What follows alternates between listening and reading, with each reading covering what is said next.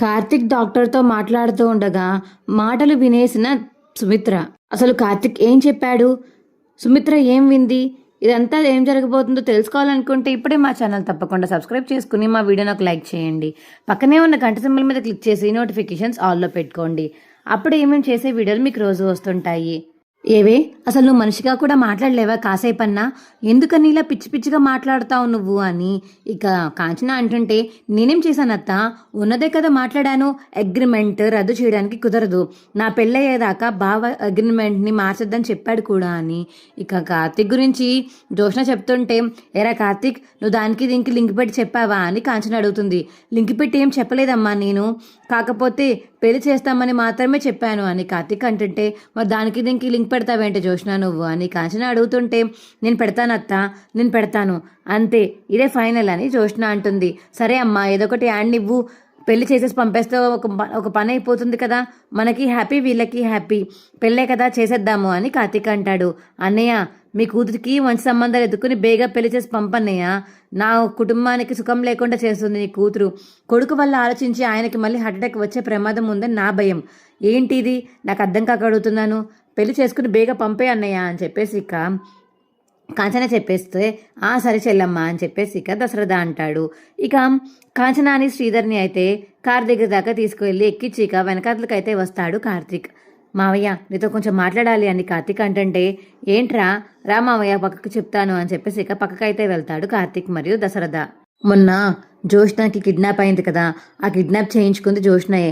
వైరా కావాలని ప్లాన్ చేశాడే కానీ అలా మొత్తం జరగడానికి కారణం మాత్రం జోష్నానే మావయ్య అని చెప్పేసి ఇక కార్తీక్ చెప్పడంతో, ఏంట్రా అంటే ఆ రోజు కిడ్నాప్ ఆ విషయం అన్నీ చేసింది జోష్నానా, నిజమేనా అని చెప్పేసి ఇక దశరథ అడుగుతుంటే, అవును మావయ్య, ఇదంతా నిజం, మొత్తం జోష్నాయే చేస్తుంది, ఈ నాటకాలన్నీ ఆడుతుంది జోష్నాయే. మొన్న ఇంకోటి కూడా జరిగింది, మా నాన్నని అప్పుడు పోలీస్ స్టేషన్లో పెట్టారు కదా, అదంతా కూడా చేయించింది జోష్నానే. మీ నాన్నని పోలీస్ స్టేషన్లో పెట్టించాల్సిన అవసరం జోష్నాకి ఏముందిరా అని దశరథ అడుగుతుంటే, ఎందుకుంటుంది అన్న, ఎందుకుంటుంది మావయ్య, మా నాన్న జోష్న చేసిన సీక్రెట్స్ స్కామ్స్ అన్నీ బయట పెట్టడానికని మా తాత దగ్గరికి బయలుదేరారు. కానీ అవన్నీ బయట పెట్టకుండా మావయ్య మీద నింద వేద్దాము అని ప్లాన్ వేసింది జోష్న. అలాగే మా నాన్న మీద నింద వేసి పోలీస్ స్టేషన్కి వెళ్ళేలా చేసింది. ఎంత స్కామ్ చేసిందో తెలుసా? 2,30,00,000 స్కామ్ చేసింది. ఎందుకంటే తన వారసురాలు కాదని తనకు తెలుసు.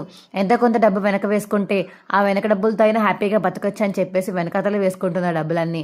నువ్వు ఆస్తి ఎవరికి రాసేసినా ఎంతో కొంత డబ్బులు తన దగ్గర ఉంటాయి కదా అనే ధీమాతో బతుకుతుంది మావయ్య. జోష్న నువ్వు అనుకున్నంత తక్కువ అంచనా ఏం వేయాల్సిన అవసరం లేదు. జోష్న చాలా తిక్క పనులు చేస్తుంది, అందుకని నువ్వు అత్త జాగ్రత్తగా ఉండండి అని కార్తీక్ అంటుంటే, రే ఏంట్రని చెప్పేది, నా కంపెనీలో నాకు తెలియకుండా 2 కోట్లు దాని అకౌంట్లో ఉన్నాయా? అవును మావయ్య, మీకు తెలీదు, ఇవన్నీ జోష్న చేసింది. తను సీఈఓగా ఉన్నప్పుడు కంపెనీ 2-3 సార్లు డౌన్ఫాల్ అయ్యింది, శాలరీస్ తగ్గించేసి ఎవరికి శాలరీ ఇవ్వను అని చెప్పేసి ఇవన్నీ చేసింది కదా, అవన్నీ దీనికి సంబంధించినవే. వచ్చిన లాభాలను తను తీసేసుకుని ఎవరికి ఇవ్వకుండా డబ్బులు దాచుకుందామని ప్లాన్ చేసేదంతా చేసింది.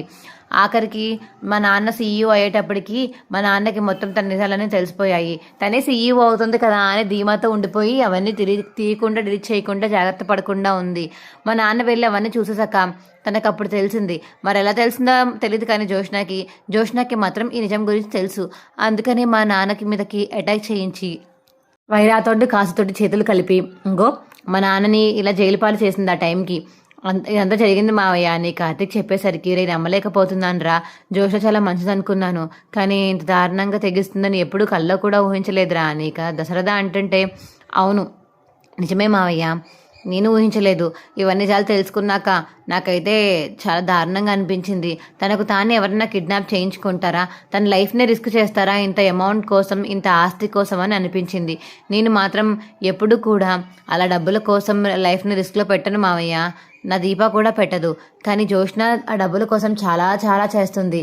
మీరు ఎలాగైనా త్వరగా పెళ్లి చేసేయాలి మావయ్య, లేకపోతే నాకు కార్తిక్కి ఏదైనా చేయొచ్చు, దీపాకి ఏదైనా చేయొచ్చు, లేకపోతే మీకు అత్తకి ఏదైనా చేయొచ్చు జోష్న, అందుకని జాగ్రత్తగా ఉండండి మీరు అని కార్తీక్ చెప్పడంతో, సరేరా ముందు మీరు జాగ్రత్త, మమ్మల్ని ఏమైనా చేసే ముందు మిమ్మల్ని చేస్తుంది, ఎందుకంటే దీపాయే కదా నిన్ను పెళ్లి చేసుకోవడానికి అడ్డంగా ఉంది దీప జోష్నకి, అందుకని దీపాన్ని ఏదన్నా చేయొచ్చు జోష్న, కాబట్టి నువ్వు కూడా జాగ్రత్తగా దీపాన్ని చూసుకుంటూ ఉండు, అర్థమవుతుందా? ఎలాగో జోష్నకి దీప ఇంటి వారసులని తెలుసు కాబట్టి తనని ఏమైనా చేయడానికి కూడా ముందుకు వస్తుంది, కాబట్టి కొంచెం కొంచెం జాగ్రత్తగా ఉండాలి నువ్వు కూడా, దీపం జాగ్రత్తగా చూసుకుని నువ్వు కూడా జాగ్రత్తగా ఉండరా అని చెప్పేసి ఇక దశరథ చెప్పేసరికి అలాగే మావయ్య నేను జాగ్రత్తగా ఉంటాను, మీరు కూడా జాగ్రత్తగా ఉండండి సరేనా అని కార్తీక్ అంటాడు.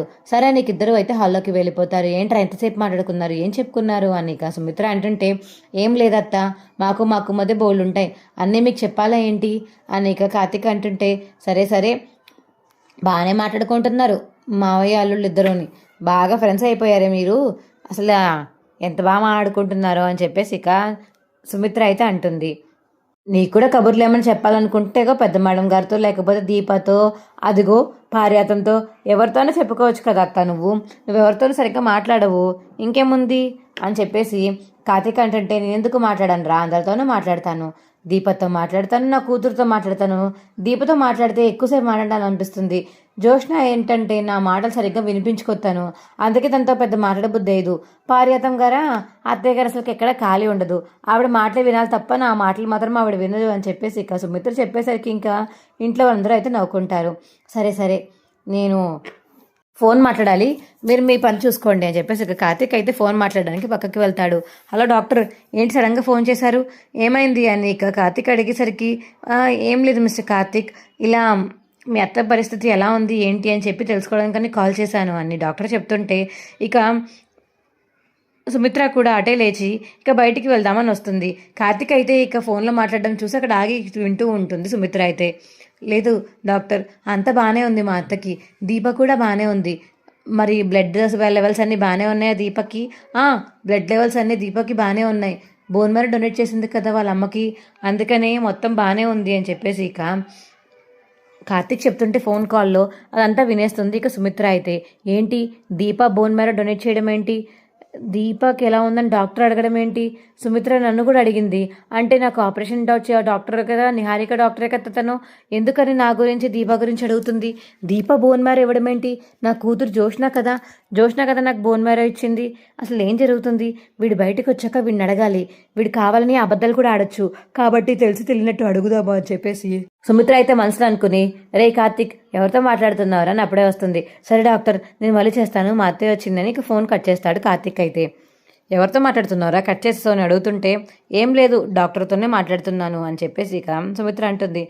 మళ్ళీ డాక్టర్ ఎందుకురా, ఏం లేదు నీకోసమే చెకప్కి రమ్మని పిలిచారు డాక్టర్ అంతే అని ఇక చెప్పడంతో కార్తీక్ అయితే అవునా చెకప్కి రమ్మన్నారా, నాకేంటి బోన్ మ్యారో డొనేట్ చేసినందుకు దీపా బాగుందా, ఆపరేషన్ చేసిన తర్వాత మీ అమ్మ బాగుందా, మీ అత్త బాగుందా అని చెప్పేసి డాక్టర్ అడిగినట్టు వినిపించింది అని ఇక సుమిత్ర అంటుంటే అంటే నీకు వినిపించిందా అత్త, నాకు మొత్తం వినిపించిందిరా, అసలు ఎవరు కూతురో మొత్తం క్లారిటీ లేదు, కానీ నాకు మాత్రం నా కూతురు దీపాని బాగా అర్థమైంది అని చెప్పేసి ఇక సుమిత్ర చెప్తుంటే అవునా అత్త తెలిసిపోయిందా నీకు, అంటే దీప మీ కూతురని మీకు తెలిసిపోయిందన్నమాట అని ఇక కార్తీక్ అంటే అవునరా నువ్వు ఫోన్ కాల్లో మాట్లాడిన మాటలన్నీ విన్నాను, దీప బోన్ మ్యారో ఇవ్వడం ఏంటి, నాకు తప్ప ఇంక తను ఎవరికి ఇవ్వదు కదా, అప్పుడు కూడా నాకు ఆపరేషన్ టైంకి తను హాస్పిటల్లోనే ఉంది కదా అని చెప్పేసి ఆలోచిస్తున్నాను, నిజంగా దీప దేవతత్త నీ కోసం తన కడుపులో ఉన్న బిడ్డని కూడా వద్దనుకుని నిన్నే కాపాడాలని ప్లాన్ చేసుకుని మరి కడుపులో బిడ్డలు చనిపోతే తర్వాత ఇంకా నీకు పిల్లలు పుట్టే యోగం లేదని చెప్పేసి అలా చాలామంది చెప్పారు, డాక్టర్స్ చెప్పారు, అందరూ చెప్పారు, కానీ దీప వాళ్ళ మాటలేం వినకుండా నిన్ను మాత్రమే కాపాడడానికి ముందుకు వచ్చి నేను మా అమ్మనే కాపాడుకుంటాను అన్నట్టు నిలబడింది, తన కడుపులో ఉన్న ప్రాణాలను కూడా వదిలించుకోవడానికి చాలా ధైర్యంగా నిలబడింది, ఏ ఆడది అలా నిలబడదు, కడుపులో ఉన్న బిడ్డ పోతాడు చనిపోతాడు అని తెలిసినా కూడా మళ్ళీ పుట్టారని తెలిసినా కూడా తల్లినే కోరుకోవడం ఈ జనరేషన్లో ఎక్కడుంది చెప్పత్తా, దీప అంత మంచి అమ్మాయి, కానీ నువ్వు చాలా నిందలు వేసి అబద్ధాలు ఆడి తను చాలా బాధ పెట్టావు, తను నీ సొంత కూతురని ఇప్పటికైనా తెలుసుకో అని కార్తీక్ చెప్పడంతో ఇప్పుడు చెప్పావు కదరా నాకు బాగా జ్ఞానోదయం అయింది, ఇవాళ నాకు నిద్ర పట్టదు చూడు అని చెప్పేసి ఇక సుమిత్ర అంటుంటే ఏం లేదత్తా ఏముంది ఎప్పటి నుంచో చెప్దామని అనుకున్నాము, ఒకసారి నీకు ఒంట్లో బాగాలేదు, ఒకసారి నాన్న జైల్లో పెట్టారు, అలా ఫ్యామిలీ సమస్యలు వస్తూనే ఉన్నాయి, ఎప్పుడు చెప్దామన్నా ఏదో ఒక సమస్యలు వస్తూనే ఉన్నాయి అత్త, అందుకే ఇప్పటిదాకా మీకు చెప్పలేదు, కానీ జోష్నకి మీకు తెలిసిపోయిందన్న విషయం కానీ తెలిసిందంటే మాత్రం జోష్న కష్టంగా ఊరుకోదు, ఏదో ఒకటి చేస్తుంది, చూసారు కదా ఇప్పటిదాకా జోష్న ఎలాంటి పిచ్చి పిచ్చి పనులన్నీ చేస్తుందో అలాంటి పనులే పిచ్చి పనులు చేస్తుంది అని చెప్పేసి ఇక కార్తీక్ చెప్పడంతో సరే నేను ఎవరికి చెప్పను రా, దీపన్ నా కూతురని ఇప్పుడే నాకు నిజం తెలిసింది కదా, నాకు చాలా సంతోషంగా ఉంది, కానీ అలాగని జోష్న నేను ఊరికి వదిలిపెట్టలేను కదా, తను కూడా నా కూతురే పెంచుకున్న కూతురు, తనని చాలా ఇష్టంగా పెంచుకున్నాను రా నేను, నాకు తన సొంత కూతురని చిన్నప్పుడు సొంత కూతురు అనుకున్నానే కానీ పెద్దయిన తర్వాత కూడా తను పెంచిన ప్రేమ అలాగే ఉంటుంది కదా. ఎంత నా కూతురు కాదని తెలిసినా తన మీద చూపించిన ప్రేమ మాత్రం ప్రేమ కాకుండా పోదు కదా అని ఇక సుమిత్ర అంటుంటే, అందుకే అత్త ఇప్పటిదాకా నీకు చెప్పాలని అనుకోలేదు, నువ్వే వినేసావు డాక్టర్తో మాట్లాడుతుంటే అని కార్తీక్ అంటాడు. సరేరా, నేను అంతా చూసుకుంటాను, నువ్వు మాత్రం నాకు తెలిసినట్టు ఎవరికి చెప్పకు, సరేనా? ఈ విషయం మీ మావయ్యకి తెలుసత్తా, మావయ్య కూడా తెలుసు. దీప తన కూతురు అని మొన్నే తెలిసింది. అందుకే తను బోన్ మ్యారో డొనేట్ చేసి నేను కాపాడుకుందాం అనుకుంటుంటే తన కడుపులో ఉన్న ప్రాణాలు పోతుందని మావయ్యకి తెలిసి గుడికెళ్ళి హోమం చేసి మరి ఎవరికి ఏమీ కాకుండా చేశారు అని చెప్పేసి ఇక కార్తీక్ చెప్పడంతో, సరేరా అందరికీ తెలుసు అయితే నాకే తెలీదా? తాతయ్యకి కూడా తెలీదు, పారు కూడా తెలీదు, ఇంకెవరికి తెలీదు, నువ్వు మా అమ్మకు కూడా తెలీదు అత్త. అంతకుమించి నీకు ఇంకేం చెప్పాలి నేను? కొంతమందికి మాత్రమే తెలిసి నిజం, నువ్వు మాత్రం నిజాన్ని ఎప్పుడైనా బయట పెడితే మాత్రం దీపాకి చాలా ప్రమాదం, సరేనా అత్త అని కార్తీక్ చెప్పేసరికి, సరేరా నేను ఎవరి ముందు ఏమీ మాట్లాడను అనేక సుమిత్ర అయితే ఇక బయటికి వచ్చేస్తుంది. అమ్మో అత్త ఏంటి ఇప్పుడు ఇలా తగులుకుందాను, అత్తకి నిజం తెలిసిపోయింది, అత్త ఇప్పుడు ఎన్ని రోజులు ఆగుతుందో ఏంటో నిజం తెలుసుకున్నాక చూడాలి ఏం జరుగుతుందో అని చెప్పేసి ఇక కార్తీక్ అయితే మనసులో అనుకుంటాడు. మా వీడియో మీకు ఎలా అనిపించిందో కింద కామెంట్ సెక్షన్లో తెలియచేయండి. మా వీడియో కనుక నచ్చితే మా వీడియోని లైక్ చేసి తప్పకుండా మా ఛానల్ సబ్స్క్రైబ్ చేసుకొని పక్కనే ఉన్న గంట సింబల్ మీద క్లిక్ చేసి నోటిఫికేషన్స్ ఆల్లో పెట్టుకోండి. అప్పుడే మేము చేసే వీడియోలు మీకు రోజు వస్తుంటాయి. Bye friends.